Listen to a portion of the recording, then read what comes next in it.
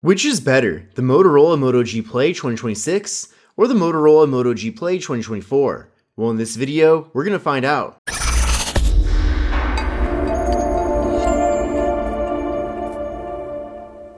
What's going on, everyone? This is Kevin here, and this is the Motorola Moto G Play 2026, and this is the Motorola Moto G Play 2024. Now, I can't believe that it's been nearly 2 years going from this phone to this phone, and hence the names of these devices, they did skip a year. So we got the Moto G Play 2024 back in January of 2024, and then in November of 2025, we got the Moto G Play 2026. So I guess they figured that they may as well just jump to 2026, even though it's not quite that year yet, because it nearly is 2026. Now, one thing's for sure, the Moto G Play 2024 has been very successful ever since being launched. This phone has been offered both factory unlocked and also at the various carriers, and especially the prepaid carriers. And this phone, I think, has been very successful because it really does offer a lot for the money. And at many of the carriers, this phone is actually being offered for free. So I'm certainly expecting now with the Moto G Play 2026, it's going to be the same exact story here with this phone, and this phone will end up being a top seller for the company. Now, the base MSRP did go up, so originally the G Play 2024 was being offered for $149, and then now the G Play 2026 starts at $179. But honestly, those prices don't even mean anything half the time because they are typically discounted pretty quickly from the launches of the two phones. So overall, just see what deals are being offered at both your carrier and directly from Motorola. So these devices are different in two different ways. They're different with their internal specifications, but then also visually, these devices do look different. So first, we'll start with the visual aspect.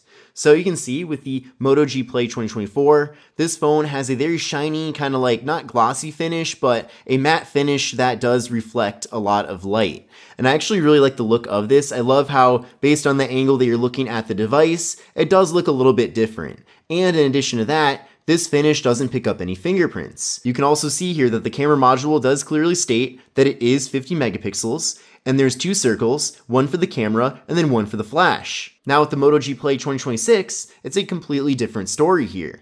So we're getting this vegan leather finish on the back of the phone. It does kind of feel like leather, but overall it's a good material. I like this material. It also doesn't pick up fingerprints, and it does feel of high quality. I have a feeling it's going to hold up very well as time goes on.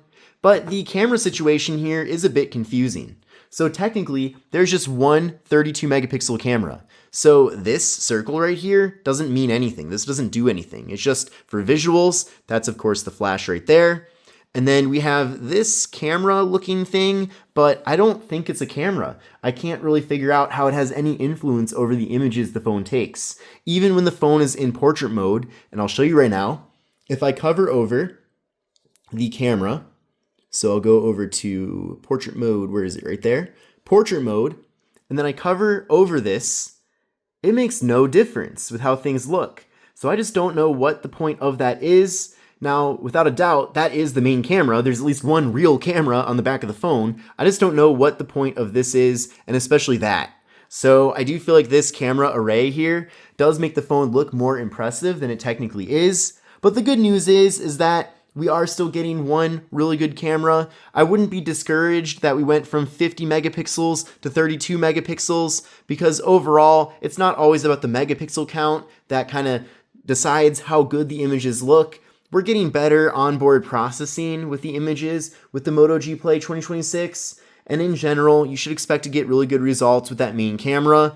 That being said though, the Moto G Play 2024 still has a lot to offer with that main camera as well. Now beyond that, the layouts are the same here, so both phones do have volume up, volume down, and the power buttons are the fingerprint sensors. On the left side of both phones, we have the slot for the microSD card and SIM card. Up top here in both devices, we do have the noise canceling microphones, but you can see also with the Moto G Play 2024, we are getting a 3.5mm headphone jack. We still have the headphone jack, surprisingly, with the G Play 2026, but it is on the bottom of the phone this time around. And I'm curious to know, what do you prefer? Do you prefer to have the headphone jack up top here? I know the OG original iPhone actually had the headphone jack up top. Or do you prefer it to be on the bottom of the device? Let me know in the comments. But anyway though, showing you everything else here, you can see we have the speaker, we have the USB-C port, and then we have the microphones on both phones. Now we are getting a larger display with the Moto G Play 2026, so this display is 6.7 inches compared to 6.5 inches,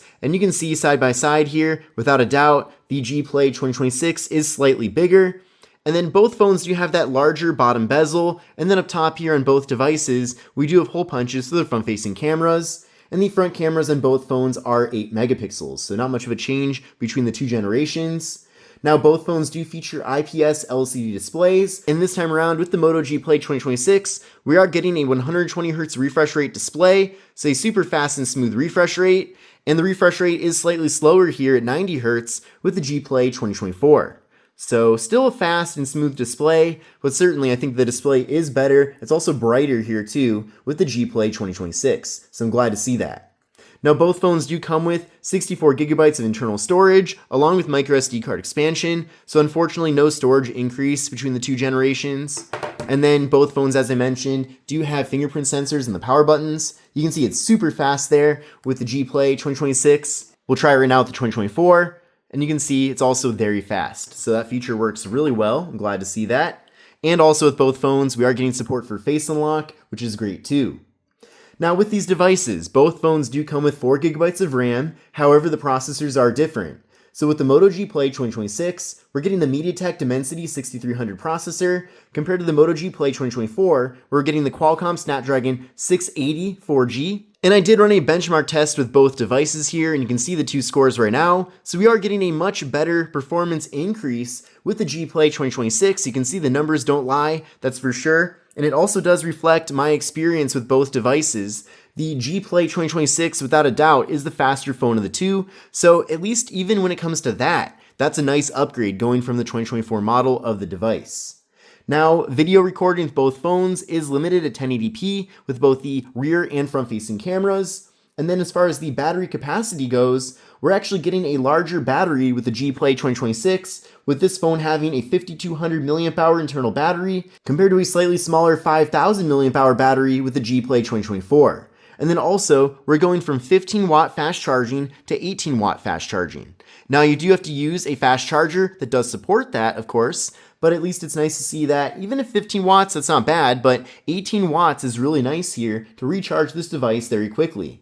We're getting Android 16 out of the box with the Moto G Play 2026, which is great. And then both phones do actually have stereo audio, so audio out of both the main speaker in the bottom and the earpiece as well. So that does give us a very immersive audio listening experience. However, what's cool though is that with the G Play 2026, this phone does have NFC. So you can use the phone for tap and pay to make mobile contactless payments, but we're not actually getting that here with the G Play 2024. So in conclusion, if I had to pick between these two devices, without a doubt, I would go for the Moto G Play 2026. Pretty much in every category, this phone is an upgrade compared to its predecessor. And I'm certainly glad that that is the case, because it's been nearly 2 years going from this device to the next model out. So typically, I'm used to seeing a new phone every year for certain segments, but for some reason, they decided for the lower end phones like this, maybe it just didn't deserve an upgrade every single year. But regardless of their strategy, just know that we have this new Moto G Play 2026 out right now, and maybe still go for the 2024 if you can really get this phone for a good deal. But I have a feeling that the G Play 2026 is also going to be offered at some really good deals too.